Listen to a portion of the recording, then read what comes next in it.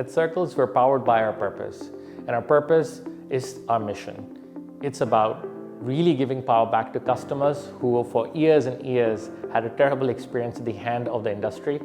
It's actually about changing the industry itself using technology to totally transform the way they operate. And finally, to achieve such hard missions, we need to create a great place for people where they can work and really grow to the best of their potential.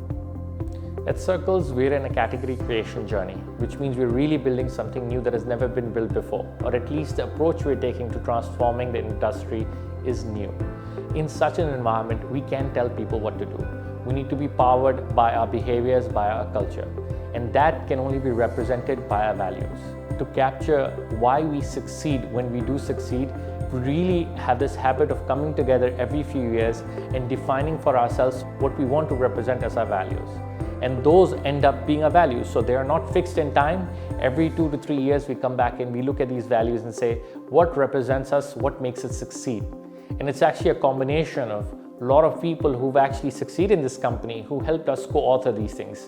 So these are not things written by the founders, the CEO, and actually put down on paper and commanded, but these are people writing what they think makes people succeed in this environment. You know, I often talk about 2 values. One of them is about taking ownership. We want everyone to feel as close to an owner as possible and make decisions accordingly. We want to empower them, we want to give them the context, but then really allow them to sort of say, what drives the best outcome? What would you do if you were the founder? And it doesn't mean that we have to just work hard. Of course, work hard is important, but more importantly, we have to think smart and work smart. And that is why I like this value, because it's all about outcomes and it's all about ownership. The other value that I always talk about is actually about learning to grow. That really requires knowing yourself, and that really requires the ability to make mistakes. And I think that's the hardest thing that I find in people. It's one of those values that I think that is very rare to find in a company, where people actually ask you to think about stretching yourself but being comfortable with that failure if you fail along the way.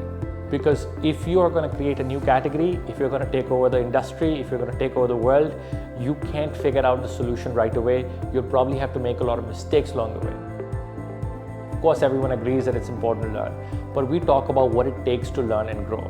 It's not important that you can just work all the time. It's more important that you can think through the problem, challenge the basic assumptions of why we do certain things, and really be able to stand up and say, maybe we should do things differently. And that thing will lead us to a better outcome.